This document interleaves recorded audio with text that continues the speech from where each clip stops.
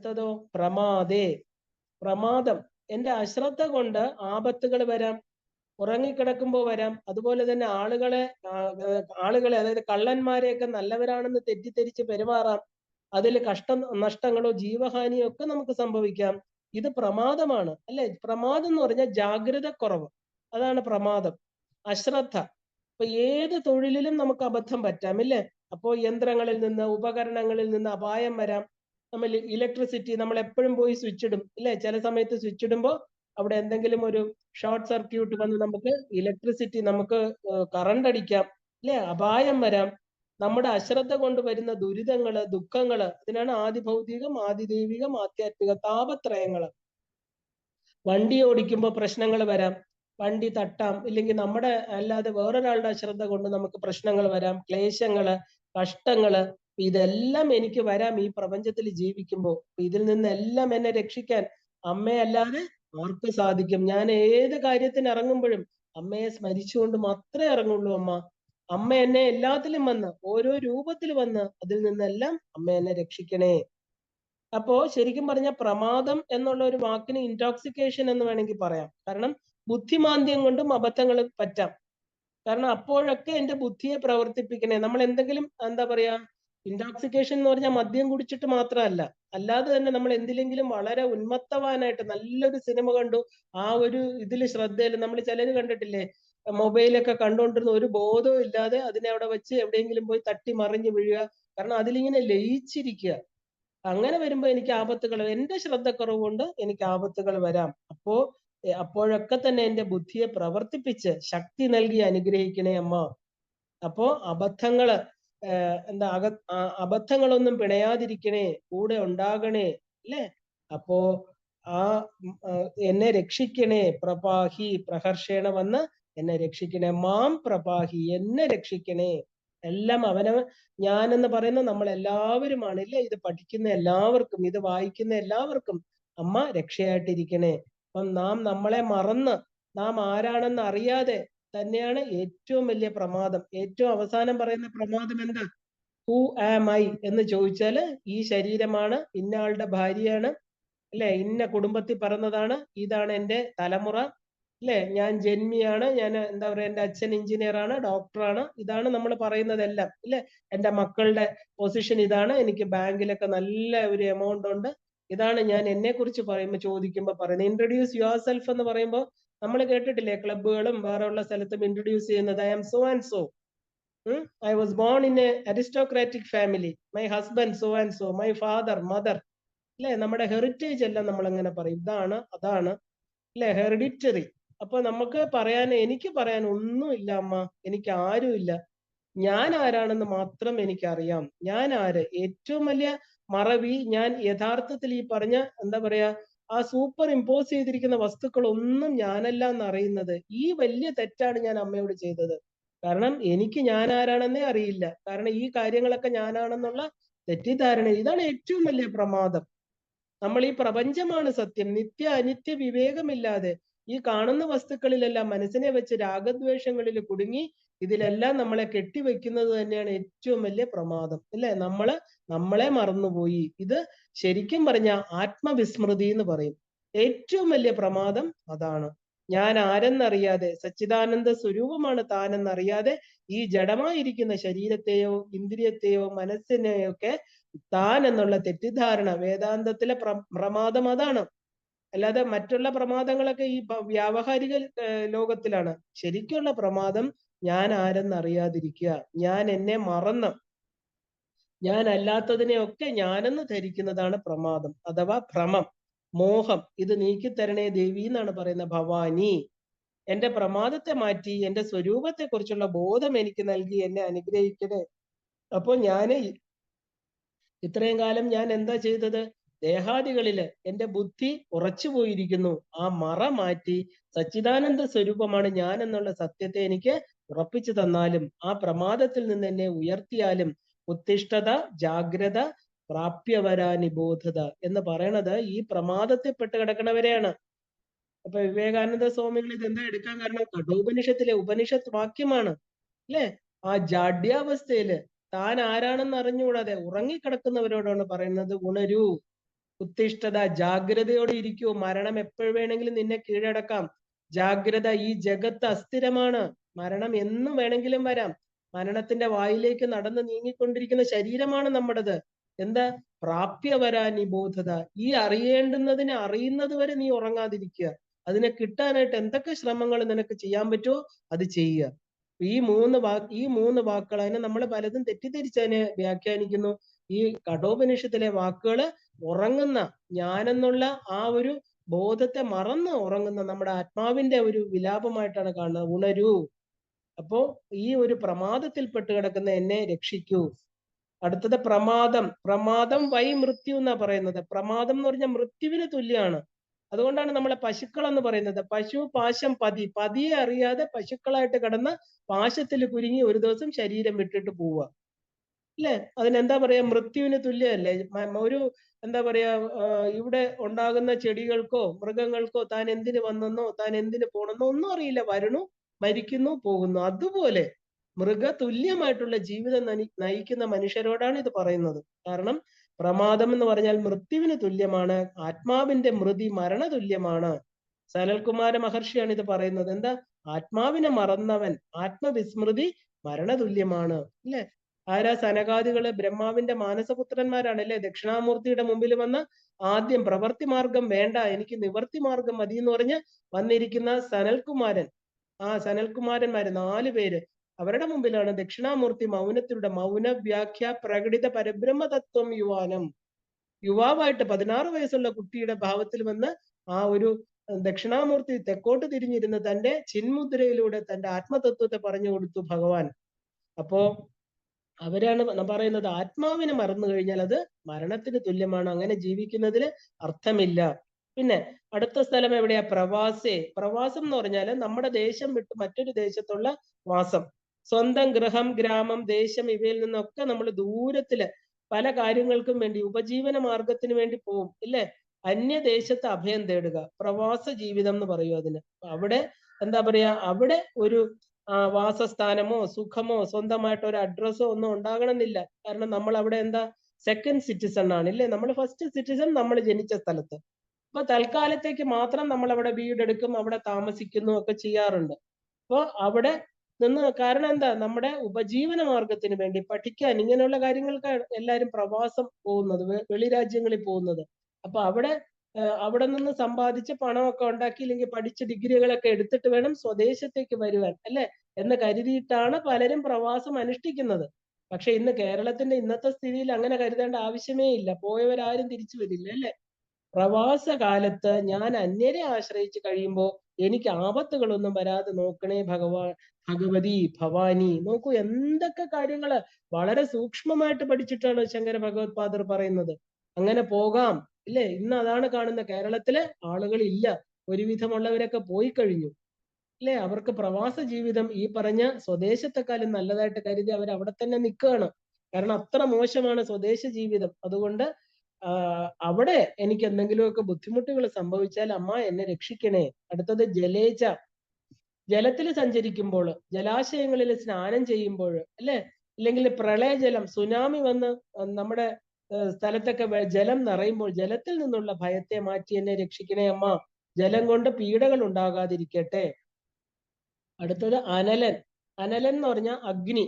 അഗ്നിയിൽ നിന്ന്, അഗ്നിബാധകളിൽ നിന്ന് എന്നെ രക്ഷിക്കണേ. ഒരു കൊച്ചുകുട്ടി അതിന്റെ അമ്മ, അല്ലെ? വെള്ളത്തിൽ നിന്നും അഗ്നിയിൽ നിന്നും എങ്ങനെയാണോ ഒരു കൊച്ചു കുഞ്ഞിനെ, 1 വയസ്സ് 2 വയസ്സ് വരെയൊക്കെ, അല്ലെ, വളരെ ശ്രദ്ധിക്കും. വെള്ളമൊക്കെ അടുത്ത് വലിയ ബക്കറ്റിലൊന്നും വെക്കില്ല. വളരെ കുട്ടിയെ അതിൽ നിന്നൊക്കെ ദൂരെ നിർത്തും, അതിന് ആപത്ത് വരാതിരിക്കാൻ. അതുപോലെ അങ്ങനെയാണ് പറയണത്, എന്നെ അഗ്നിയിൽ നിന്ന് രക്ഷിക്കണേ, ജലത്തിൽ നിന്ന് രക്ഷിക്കണേ, ഓടി വന്ന് എന്നെ രക്ഷിക്കണേ, അല്ലെ?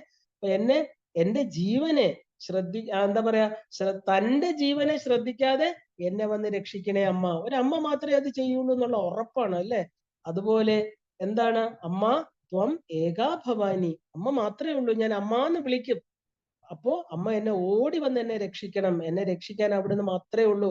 അടുത്തത് എവിടെയാ? പർവ്വതേ. പർവ്വതങ്ങളിൽ സഞ്ചരിക്കുമ്പോൾ, ആ ദുർഗങ്ങളില് എനിക്ക് ക്ഷീണമില്ലാതെ, മറ്റു വന്യമൃഗങ്ങളുടെ ആക്രമണമില്ലാതെ, ക്ലേശങ്ങളില്ലാതെ, മാർഗ തടസ്സമില്ലാതെ, അല്ലെ, മഞ്ഞു വീഴ്ച ഇല്ലാതെ, പർവ്വതങ്ങളിലെ യാത്ര എന്ന് പറഞ്ഞാൽ എന്താ? ഹിമാലയ യാത്ര അങ്ങനെയൊക്കെ നമ്മൾ തീർത്ഥാടനത്തിന് പോകുമ്പോൾ, അല്ലാതെ അവിടെ കൂടെയൊക്കെ പോകുമ്പോൾ ഇങ്ങനെ പല പല പ്രശ്നങ്ങൾ എനിക്ക് വരാം. അപ്പോഴെല്ലാം എന്ത് വേണം?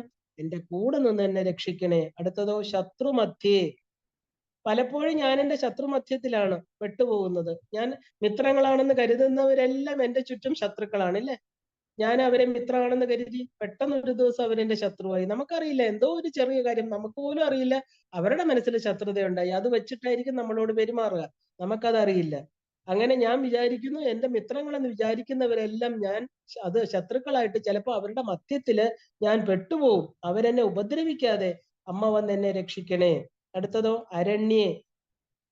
അരണ്യം എന്ന് പറഞ്ഞാല് എന്താ പറയാ, വനവാസ കാലത്ത് ആരണ്യത്തില് വനയാത്രയില് വന്യമൃഗങ്ങളിൽ നിന്ന് കഷ്ടനഷ്ടങ്ങളൊന്നും വരാതെ, എന്താ പറയാ, വിശപ്പ്, ദാഹം, ക്ഷീണം, ഇല്ലേ, വെയില്, മഴ, കാറ്റ്, മഞ്ഞ് തുടങ്ങിയ ദുരിതങ്ങളിൽ നിന്നെല്ലാം എന്നെ രക്ഷിക്കണേ അമ്മേ.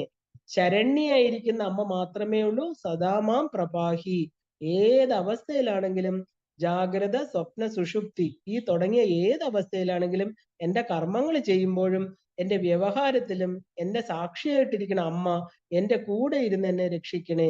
ഒരു കൊച്ചു കുഞ്ഞുങ്ങളെ പോലെയാണ് ഈ പറയുന്നത്. കാരണം അമ്മ എന്നെ രക്ഷിക്കണേ, രക്ഷിക്കും എന്നുള്ള ഉറപ്പുള്ളവരടുത്തല്ലേ നമുക്ക് വീണ്ടും വീണ്ടും പറയാൻ പറ്റൂ. അത്ര ഉറപ്പാണ് ഒരു കുഞ്ഞിന് അമ്മയില്, അല്ലെ? അമ്മ എന്നെ രക്ഷിക്കുന്നത് പോലെ എല്ലാ അവസ്ഥയിലും വേറെ ആരും എന്നെ രക്ഷിക്കില്ല, അതും എനിക്ക് ഉറപ്പാണ്. അമ്മ രക്ഷിക്കുന്ന പോലെ അച്ഛനോ മറ്റുള്ളവരോ ബന്ധുക്കളോ ആരും എന്നെ രക്ഷിക്കില്ല. കാരണം ഞാൻ അമ്മയുടെ ഒരു ഭാഗമായിരുന്നു, ഇപ്പോഴും അമ്മയുടെ ഭാഗം തന്നെയാണ്. അതുകൊണ്ട് എന്നെ രക്ഷിക്കണേ.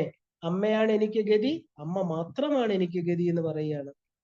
അങ്ങനെ നമ്മള് ഭവാനി അഷ്ടകത്തിന്റെ അവസാന ശ്ലോകം, 8ാമത്തെ ശ്ലോകത്തിലേക്ക് പ്രവേശിക്കുകയാണ്. നമുക്കൊന്ന് നോക്കാം അതെന്താണെന്ന്. അനാഥോ ദരിദ്രോ ജരാരോഗ യുക്തോ മഹാക്ഷീണ ദീന സദാജാഡ്യവക്ത്രഃ വിപത്തൗ പ്രവിഷ്ട പ്രനഷ്ട സദാഹം ഗതിസ്ത്വം ഗതിസ്ത്വം ത്വം ഏകാ ഭവാനി. ഗതിസ്ത്വം ഗതിസ്ത്വം ത്വം ഏകാ ഭവാനി. വളരെ എന്താ പറയാ, ജീവിതത്തിൽ വരുന്ന ജീവിതത്തിന്റെ പല എന്താ പറയാ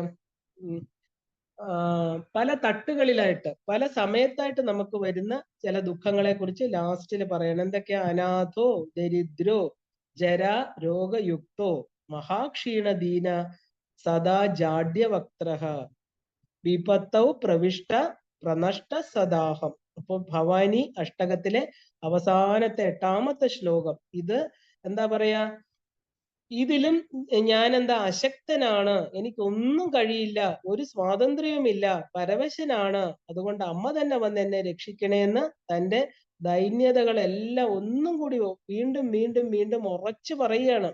എന്താ പറയാ, ഉറപ്പിച്ചു പറയുകയാണ് അമ്മയോട്, അല്ലേ?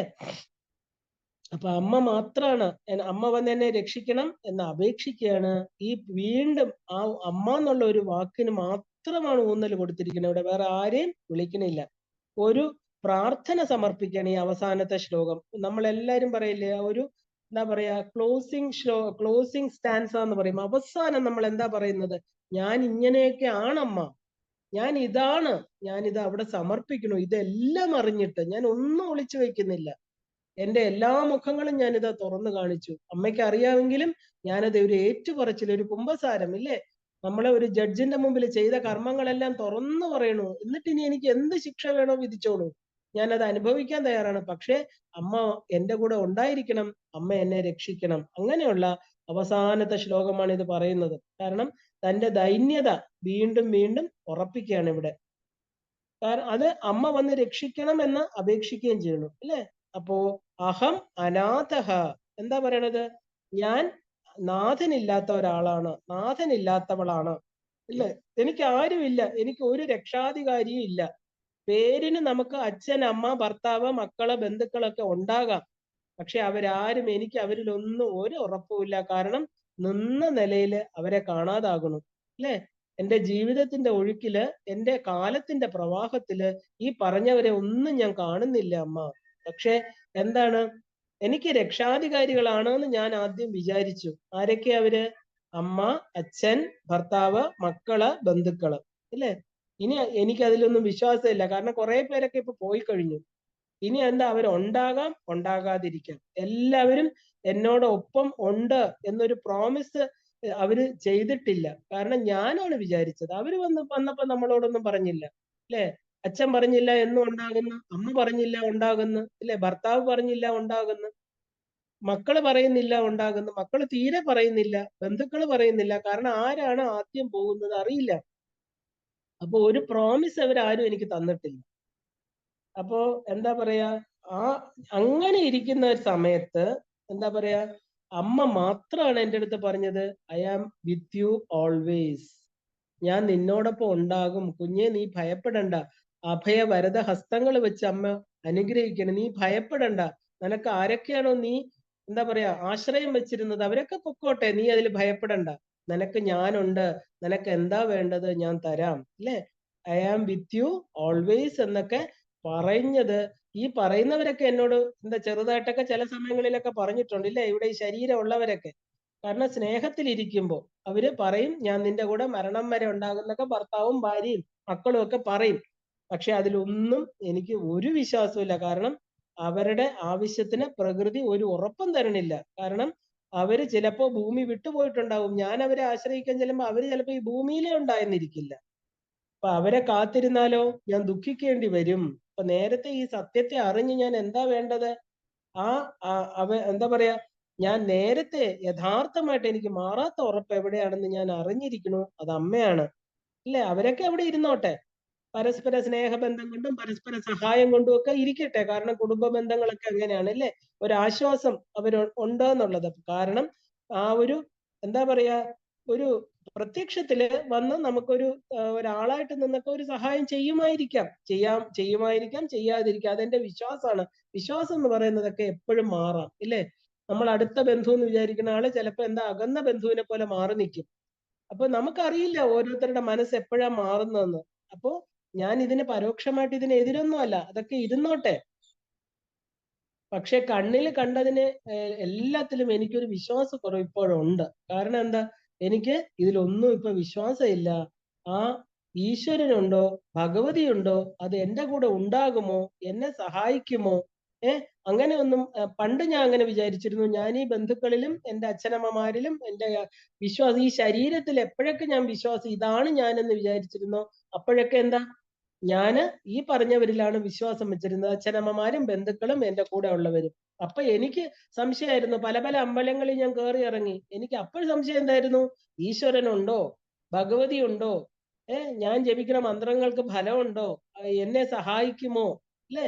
അത് എനിക്ക് എപ്പോഴും ഉണ്ടായിരുന്നു. അമ്മ എന്നോട് ക്ഷമിക്കൂ. കാരണം ഞാൻ അമ്മയുടെ വിശ്വാസതയിൽ സംശയിച്ചു, എന്നിട്ട് വിശ്വസിക്കാൻ കൊള്ളാത്തവരെയൊക്കെ ഞാൻ വിശ്വസിച്ചു.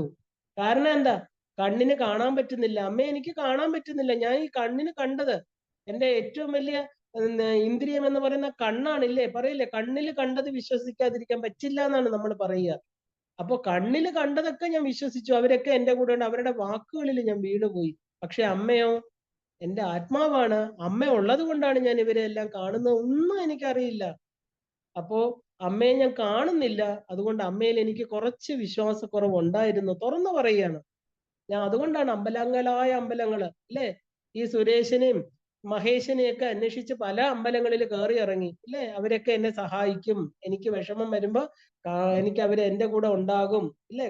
അവരെയൊക്കെ ക്ഷേത്രത്തിൽ തളച്ചിട്ടിരിക്കുകയാണെന്ന് ഞാൻ പിന്നെയാണ് അറിഞ്ഞത്. കാരണം എന്താ, എനിക്ക് കാണാൻ പറ്റുന്നില്ല, എനിക്ക് വിഗ്രഹത്തെ മാത്രം, ആ വിശേഷേണ ഗ്രഹിക്കാനുള്ള ആ ഒരു ബുദ്ധി എനിക്കന്നില്ലായിരുന്നു. കാരണം ഞാൻ വിചാരിച്ചു ഇവരൊക്കെ ഈശ്വരന്മാരൊക്കെ അമ്പലങ്ങളിൽ വെച്ച് അടച്ചിരിക്കുകയാണ്, അമ്പലത്തിനകത്താണ് എന്ന് വിചാരിച്ചു. ആ എനിക്ക് അമ്മയെയും കാണാൻ പറ്റിയില്ല.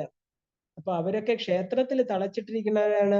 അവരുടെ പൂജയോ അവരുടെ പൂജയും അവരുടെ ആരാധനയും ഒക്കെയാണ് എന്നെ അവരിൽ എത്തിക്കണമെന്ന് ഞാൻ തെറ്റിദ്ധരിച്ചു.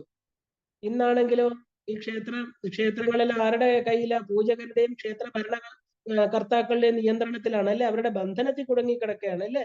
അപ്പോ ഈ അജ്ഞതയുള്ളവർക്ക് എന്താ തോന്നുക, ഈ പറഞ്ഞ ദൈവങ്ങളെ കാണണമെങ്കിൽ പോലും നമ്മൾ ഇന്ന് പണം കൊടുക്കണം, ക്യൂ നിൽക്കണം, ഇല്ലേ? ഈശ്വരനെ കാണാൻ പോലും നമുക്കിന്ന് റെസ്ട്രിക്ഷൻസ് ഉണ്ട്. അന്ന് എനിക്കിതൊന്നും അറിയില്ല അമ്മ. കാരണം അന്ന് ഞാൻ അമ്മയുടെ അസ്തിത്വത്തിൽ, അമ്മ ഉണ്ടോ, അമ്മ എന്നെ സഹായിക്കോ, അതിലും ഞാൻ സംശയിച്ചിട്ടുണ്ട്. അപ്പോ നേരിൽ കാണുന്ന ശരീരമുള്ള മനുഷ്യരിലാണ് ഞാൻ വിശ്വാസം വെച്ചിരുന്നത്. വിഗ്രഹങ്ങളില് ഈശ്വരൻ ഉണ്ടെന്ന് കരുതി കൽവിഗ്രഹങ്ങളെ ഞാൻ ഭജിച്ചു. ആ വിഗ്രഹങ്ങൾ ഇന്ന ആ വിഗ്രഹമാണെന്ന് പറയുമ്പോ ആ ദേവതയെ ഞാൻ ഉപാസിച്ചു, എനിക്ക് ഒരു ഫലവും കിട്ടിയില്ല.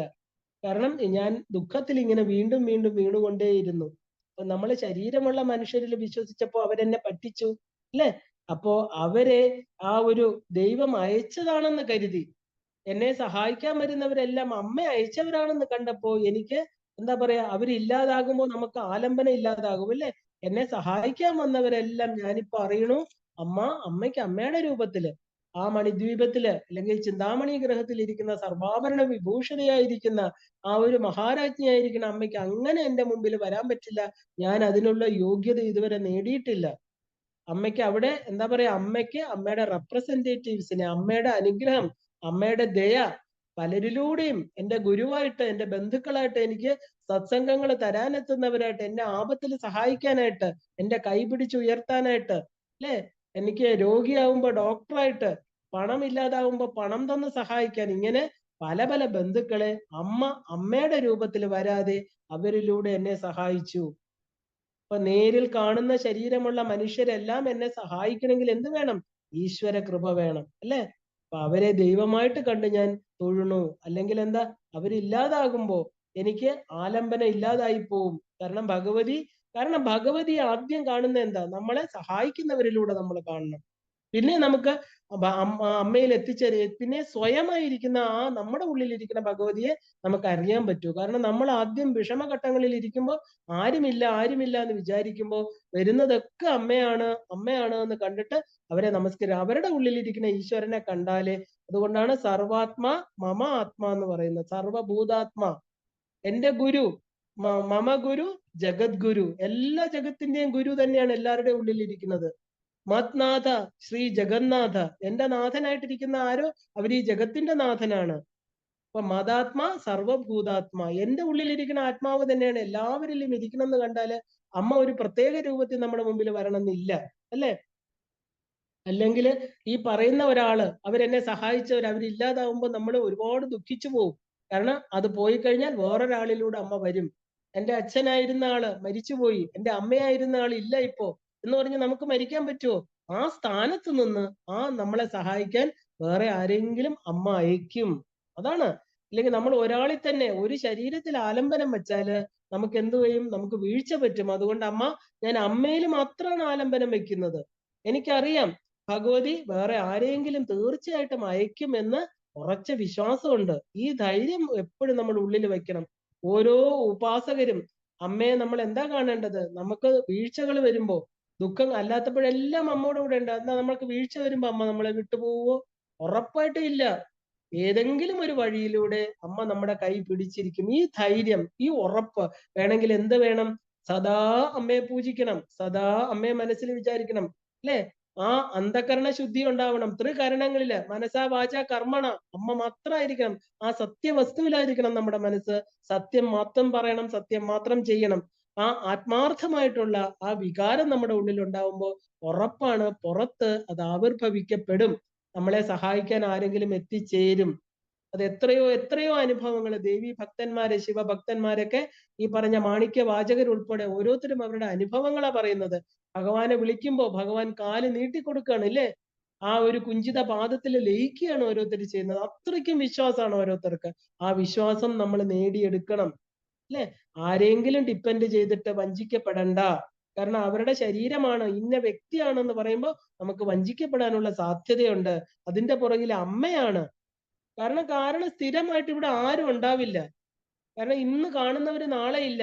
ഇനി ഉണ്ടായാൽ തന്നെ അവരുടെ മനസ്സ് എപ്പോഴാ വേറൊരാൾ എന്തെങ്കിലും പറഞ്ഞു കൊടുത്ത ഉടനെ അവരുടെ മനസ്സ് മാറി. അപ്പൊ നമ്മൾ ഡിപ്പെൻഡൻസി ശരീരികളിൽ വെക്കണ്ട. അവരെ അയച്ചത് ഭഗവതിയാണ്. അവരില്ലെങ്കിൽ വേറെ ആരെങ്കിലും ദേവി അയക്കും. ഒന്നിന്റെയും അവസാനമോ തുടക്കമോ അല്ല.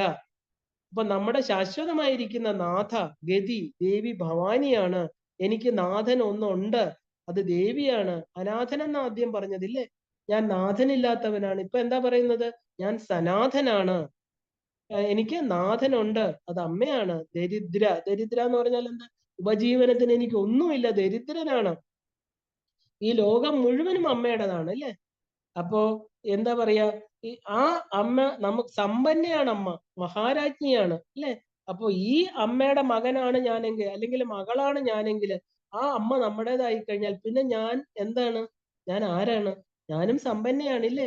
കുറച്ചെങ്കിലും എനിക്കും കാണും. ഉറപ്പാണ് ശ്രീവിദ്യ ഉപാസകർക്ക് ദാരിദ്ര്യം ഉണ്ടാവില്ല. എത്ര പണം നഷ്ടപ്പെട്ടാലും അത് റീപ്ലേസ് ചെയ്യപ്പെടും. അനുഭവമാണ് അത്. തീർച്ചയായിട്ടും എത്രയോ പേരുടെ അനുഭവമാണ്. അമ്മ ഉള്ളപ്പോ നമുക്ക് ദാരിദ്ര്യമോ വസ്ത്രത്തിനോ കിടക്കാനോ, എന്താ പറയാ, 3 കാര്യങ്ങളാണ് എല്ലാവരുടെയും എല്ലാവരുടെയും ആവശ്യങ്ങൾ. എന്താ? ആ ഒരു കിടക്കാൻ ഒരു സ്ഥലം, ഭക്ഷണം, അല്ലെ? ശാന്തമായിട്ടുള്ള ഭക്ഷണം, ആ ഒരു വസ്ത്രം, ധരിക്കാനുള്ള വസ്ത്രം, ഇതെല്ലാം അമ്മ തന്നിരിക്കും. ഉറപ്പാണ്. നമ്മൾ എത്രയൊക്കെ കർമ്മങ്ങൾ, മോശം കർമ്മങ്ങൾ ചെയ്താലും ദേവിയെ ഉപാസിക്കുന്ന ഒരു വ്യക്തിക്ക് ഇതിനൊന്നും മുട്ടുവരില്ല. അപ്പോ ഞാൻ അമ്മയുടേതായി കഴിഞ്ഞാൽ ഞാനും സമ്പന്നനാണ് എന്ന് പറയണം. അമ്മയുടെ സ്വത്തിൽ നമുക്ക് അവകാശമുണ്ടില്ലേ? അമ്മ വേണ്ടതൊക്കെ തന്നുകൊള്ളും. ദരിദ്രനായിട്ടിരിക്കണ ഞാൻ അമ്മയെ ശരണാഗതി ചെയ്തിരിക്കണു. എന്റെ ദാരിദ്ര്യം, എന്റെ ഭയം, എന്റെ ദുഃഖം എല്ലാം മാറ്റി എന്നെ രക്ഷിച്ചാലും. അടുത്തത് എന്താ? ജരായോഗയുക്ത. എന്റെ ശരീരം എന്താണ്? ജര ബാധിച്ചു വരുന്നു, വാർദ്ധക്യം ഉണ്ടാകണു. കാരണം ജനിച്ചതിനെല്ലാം ഒരു ദിവസം നാശമുണ്ടില്ലേ? ആ ഒരു ജായതേ ഉണ്ടായി കഴിഞ്ഞാൽ എന്ത് ചെയ്യും? വളരും, അത് പിന്നെ തളരും, പിന്നെ ഈ പ്രപഞ്ചത്തിൽ നിന്ന് ഇല്ലാതാകും. ഇതൊക്കെ പ്രപഞ്ച നിയമമാണ്. ജര രോഗം. നമ്മള് ഭഗവാന്റെ അടുത്ത് ബുദ്ധ ഭഗവാൻ പറഞ്ഞതുപോലെ എന്താ പറയാ, എന്താ പറയാ, ഈ വാർദ്ധക്യം, മരണം, ഇത് രണ്ടുമാണ് നമുക്ക് അവോയ്ഡ് ചെയ്യാൻ പറ്റാത്ത 2 കാര്യങ്ങൾ ഈ പ്രപഞ്ചത്തിൽ. അത് രണ്ടും വന്നു തന്നെ തീരണം. പിന്നെ എന്താണ്? അപ്പൊ ഈ വാർദ്ധക്യത്തെയും രോഗത്തെയൊക്കെ മറികടക്കണമെങ്കിൽ ഈ ശരീരത്തിനാണ് ഇത് സംഭവിക്കുന്നത്. ഇതിനൊന്നും മേശാത്ത ന ജായതേ മ്രിയദേവ കഥാചിത് ന്യായം ഭൂത്വ ഭവിത വാനഭൂയഃ. അല്ലെ? ഒരിക്കലും കാറ്റിനും വെള്ളത്തിനോ അഗ്നിക്കോ നശിപ്പിക്കാൻ കഴിയാത്ത ഒരു വസ്തു, നിത്യവസ്തു, അചിന്ത്യോയം, നമുക്ക് ചിന്തിക്കാൻ പറ്റാത്ത ആ ഒരു ആത്മവസ്തു നമ്മുടെ ഉള്ളിലുണ്ട്. അതിനൊരിക്കലും നാശമില്ല. ഈ പഴയതായ കീറി തുടങ്ങിയ വസ്ത്രത്തെ എടുത്ത് കളഞ്ഞിട്ട് ആത്മാവാകുന്ന ഈ ശരീരത്തിൽ ഇരിക്കുന്ന അശരീരി, ശരീരമില്ലാത്ത വസ്തു, അതിനെപ്പോഴാണോ ഈ ഒരു വസ്ത്രത്തെ മോശമാണെന്ന് തോന്നുന്നത്, കീറി തുടങ്ങുമ്പോൾ, ഉപയോഗശൂന്യമായിട്ട് തീരുമ്പോൾ അതിനെ എറിഞ്ഞു കളഞ്ഞിട്ട്, വലിച്ചെറിഞ്ഞിട്ട് അടുത്ത ശരീരത്തെ സ്വീകരിക്കുന്നു. അല്ലെ? ഭഗവത്ഗീതയുടെ താല്പര്യം ഇതാണ്. ഇത് തന്നെ എല്ലാ ശാസ്ത്രങ്ങളും പറയുന്നു. കാരണം അപ്പൊ ഇവിടെ ആരും എന്താ പറയാ, ജാതസ്യഹി ധ്രുവോ മൃത്യുഹു, ജനിച്ചവന് മരണമുണ്ട്. ഉറപ്പാണ്. ഭഗവാൻ വീണ്ടും വീണ്ടും അത് പറയുന്നു. അപ്പോ ആ ജനിച്ചവന് മരണമുണ്ട്, മരണമുള്ളവന് ജനനവും ഉണ്ട്. അല്ലെ? അപ്പൊ എന്തിനാ ഈ പരിഹരിക്കപ്പെടാത്ത, ഇത് പ്രപഞ്ച നിയമമാണ്, നമ്മളെ കൊണ്ടൊന്നും മാറ്റാൻ പറ്റില്ല. ഈ പരിഹാരമില്ലാത്ത ഈ കാര്യത്തെ ഓർത്ത് നമ്മളെ വിഷമിച്ചിട്ട് കാര്യമില്ല. അല്ലെ? ആ വിഷമിക്കാതെ നിന്റെ കർമ്മം നന്നായിട്ട് ചെയ്യൂ, ഈശ്വരനിലേക്ക് നീ അടുക്കൂ. അപ്പൊ രോഗങ്ങൾ പിടികൂടുക എന്ന് പറഞ്ഞാൽ എന്താ? ശരീരം പോകാൻ ഒരു കാരണം വേണം. എത്ര പെർഫെക്റ്റ് ആയിട്ട് വെച്ചാലും നമുക്ക് പ്രഷർ ഇല്ല, ഷുഗർ ഇല്ല, എല്ലാം പെർഫെക്റ്റ് ആണെന്ന് വെക്കും. ഒരു ദിവസം ഒരു ആക്സിഡന്റ് വന്ന് നമ്മൾ അതിൽ പെട്ട് മരിച്ചു പോകുന്നു. അല്ലെ? ശരീരം പോകാൻ ഒരു കാരണം ഈ പ്രപഞ്ചത്തിൽ ഉണ്ടാകും. അപ്പൊ ശരീരത്തിന്റെ പ്രതിരോധ ശക്തി കുറയുന്നു. കാരണം ഇതൊക്കെ എന്താ? നിയമങ്ങളാണ്. കണ്ണിന്റെ കാഴ്ചശക്തി കുറയും, കേൾവി ശക്തി കുറയും, ഇന്ദ്രിയങ്ങളെല്ലാം തന്നെ അതിന്റെ ശക്തികൾ വിട്ട് വരും. കാരണം പഞ്ചപ്രാണനുകള്, ആ ഉപപ്രാണനുകളെല്ലാം തന്നെ പഞ്ചപ്രാണനിൽ ലയിച്ച്, അപാനൻ, വ്യാനൻ, ഉദാനൻ, സമാനൻ എല്ലാം തന്നെ പ്രാണനിൽ ലയിച്ച്, പ്രാണൻ ജീവനോടുകൂടി ചേർന്ന് നവദ്വാരങ്ങളിലൂടെ ഒരു ദിവസം ഈ ദേഹത്തെ വിട്ട് ദേഹി പുറത്തേക്ക് പോകും. ഉറപ്പാണ്. അത് എപ്പോഴാണെന്നുള്ളത് മാത്രമേ സംശയമുള്ളൂ. ഇപ്പൊ ജീവിച്ചിരിക്കുന്ന കാലത്ത് നമ്മൾ എന്താ വേണ്ടത്? ഈ യാത്ര നമുക്ക് ഉറപ്പാണ്. അതാണ് നമ്മൾ കാണാൻ പോകുന്ന ജീവയാത്ര. ഈ ഉറപ്പായ വസ്തുവിനെ മനസ്സിലാക്കി കഴിഞ്ഞാൽ ഇവിടെ നമുക്ക് എന്ത് ചെയ്യാൻ പറ്റും? അല്ലെ? ചെയ്യേണ്ട കാര്യങ്ങൾ ചെയ്യേണ്ട സമയത്ത് ചെയ്തില്ലെങ്കിൽ വീണ്ടും ഒരു ശരീരം എടുക്കേണ്ടി വരും. എന്നാലേ ചെയ്യാൻ പറ്റുള്ളൂ. അപ്പോ ഈ ശരീരത്തിൽ എന്താ? രോഗങ്ങൾ പിടികൂടി തുടങ്ങുന്നു, ശരീരത്തിന്റെ പ്രതിരോധ ശക്തി കുറയുന്നു. അല്ലെ? അങ്ങനെയുള്ള ഈ ദുഃഖങ്ങളിൽ നിന്നെല്ലാം എന്നെ രക്ഷിക്കണേ അമ്മ. കാരണം എന്താ? ശരീരം പോകാറായി എന്നുള്ളതിന്റെ ചില എന്താ പറയാ, ഒരു ഇൻഡിക്കേഷൻസ് ആണ് ഈ പറയുന്നത്. കാരണം ശരീരത്തിന് ജീർണത സംഭവിച്ചുകൊണ്ടിരിക്കണു, ജീർണിച്ചു തുടങ്ങി. അപ്പോഴെന്താ ചെയ്യാ? നമുക്ക് എന്തെങ്കിലും അതിൽ കുറെ മരുന്നൊക്കെ കൊടുക്കാം. എന്താ അങ്ങനെയൊക്കെ നമുക്ക് കുറച്ചൊക്കെ എന്താ പറയാ, എന്താ പറയണ അതിന്, പ്രത്യേക ചികിത്സകളൊക്കെ കൊടുത്ത് മരുന്നുകളൊക്കെ കഴിച്ച്, വിറ്റാമിൻ ഗുളികളൊക്കെ കഴിച്ച് ഭംഗിയായിട്ട് വയ്ക്കാം. പക്ഷെ എന്തായാലും ഒരു ദിവസം അത് പോയേ പറ്റൂ. അപ്പൊ മഹാക്ഷീണ ദീനഹ, അതുപോലെ തന്നെ ക്ഷീണിച്ച് ക്ഷയിച്ച്, അല്ലെ, ഞാൻ ക്ഷീണിച്ച് വിഷമിച്ച്, ഞാൻ അതുകൊണ്ട് ആ ക്ഷീണം കൊണ്ട് തന്നെ ഞാൻ ദീനനാണ്. ദൈന്യം, ആ ദൈന്യം ബാധിച്ച് ഒന്നും ഒറ്റയ്ക്ക് ചെയ്യാൻ സാധിക്കുന്നില്ല എനിക്ക്. പണ്ടാണെങ്കിൽ ഞാൻ എല്ലാം ഒറ്റയ്ക്ക് ചെയ്യുന്ന കാര്യം ഇന്ന് എനിക്ക് പലരുടെ സഹായം ആവശ്യം വരണു. എന്റെ എല്ലാ കാര്യത്തിനും പരസഹായം വേണ്ടി വരണു. എനിക്ക് ഒറ്റയ്ക്ക് എഴുന്നേറ്റ് നടക്കാൻ പോലും ഇപ്പൊ ഭയമാണ്.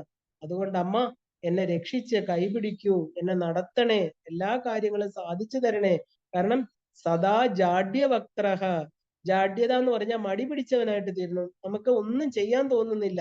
നമ്മുടെ ആ എനർജി, ആ സോണൊക്കെ കുറഞ്ഞു കുറഞ്ഞു വരികയാണ്. ജാഡ്യവക്ത്രൻ എന്നാല് സംസാരിക്കാൻ പോലും ശേഷിയില്ലാത്തവനെന്നർത്ഥം. കാരണം വക്രം എന്ന് പറഞ്ഞാൽ വായ എന്നർത്ഥം. അപ്പൊ എല്ലാം തന്നെ എൻ്റെ കയ്യിൽ കുറഞ്ഞു കുറഞ്ഞു, എനിക്കിപ്പോ ആരോട് സംസാരിക്കണം എന്ന് പോലും ഇല്ല. എന്റെ മുഖം, വായ എല്ലാം ജഡതയെ പ്രാപിച്ചിരിക്കുകയാണ്. സംസാരിക്കാൻ പോലുള്ള ശക്തി നഷ്ടപ്പെട്ടു.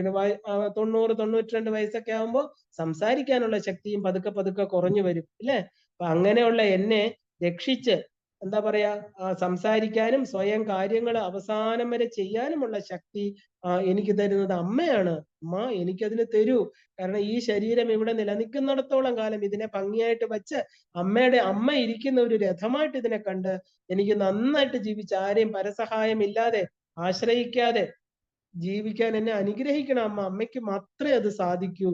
വിപത്തൗ പ്രവിഷ്ടഹ, ആപത്തുകളിൽ ഞാൻ അറിയാതെ പ്രവേശിച്ചു തുടങ്ങിയിരിക്കുന്നു. ആപത്തുകള് എന്താ, നമ്മള് തട്ടി വീഴണു, അല്ലെ? പലതിനെയും കാണാൻ പറ്റുന്നില്ല.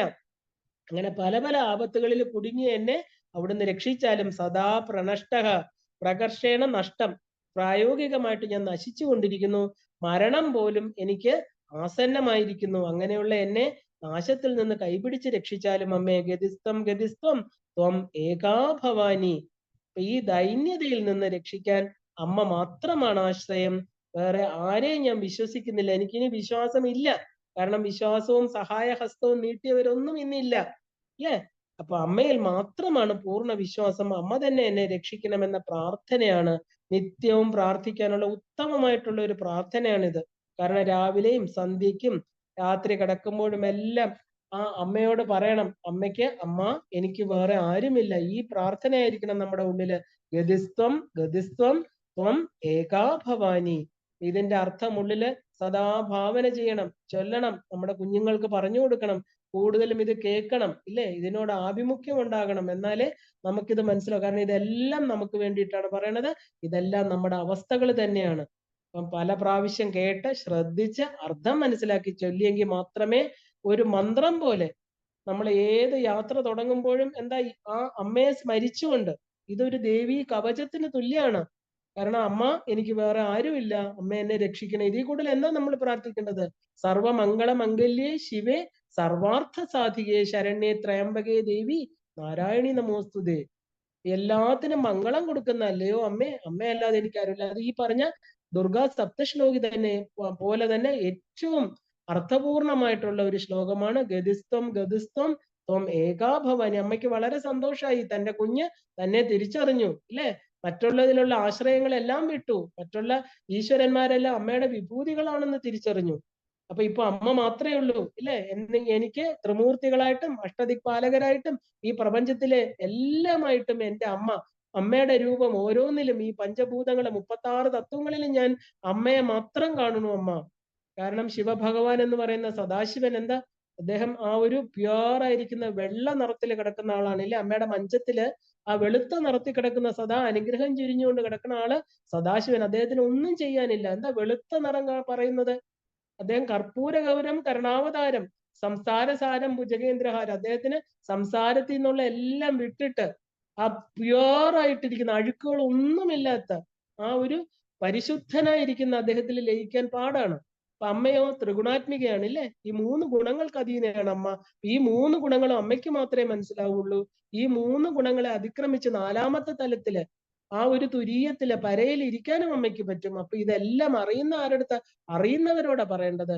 അറിയാതെ കിടക്കുന്ന ആളോട് പറഞ്ഞിട്ട് കാര്യമില്ല. അവിടെയാണ് നമുക്ക് എത്തിച്ചേരേണ്ടത്. അപ്പൊ എന്നിലുള്ള അഴുക്കുകള്, എന്നിൽ എന്തൊക്കെയാണോ എന്റെ സൂക്ഷ്മ ശരീരം, എന്റെ വാസനാ ശരീരം, ഇതെല്ലാം ശുദ്ധപ്പെടുത്തി എനിക്ക് ഗതിയായിട്ടുള്ള അല്ലയോ അമ്മേ, ആ അമ്മയുടെ പാദങ്ങളിൽ ഞാനിതാ നമസ്കരിക്കുന്നു. ത്വം ഏകാ ഭവാനി. ഇതി ആദിശങ്കര വിരചിതം ഭവാന്യഷ്ടകം സമ്പൂർണം. ഇത് കേട്ടിരുന്ന നിങ്ങൾക്ക് എല്ലാവർക്കും ഈ പറഞ്ഞ ഈ 8 ശ്ലോകങ്ങള് തീർച്ചയായിട്ടും ജീവിതത്തില് എല്ലാ അനുഗ്രഹങ്ങളും തന്ന് നമ്മുടെ ഗതി ഭവാനിയാണെന്ന് ഉറപ്പിച്ച് ആ അമ്മയുടെ പൂർണ്ണമായിരിക്കുന്ന അനുഗ്രഹം തന്ന് നമ്മുടെ ഗുരുപരമ്പര അനുഗ്രഹിച്ച് എല്ലാവർക്കും സർവ്വമംഗളങ്ങളും വരട്ടെ എന്ന് പറഞ്ഞുകൊണ്ട് ഞാൻ ഇന്നിവിടെ അവസാനിപ്പിക്കുകയാണ്. എല്ലാവർക്കും ശ്രീമാത്രേ നമഃ.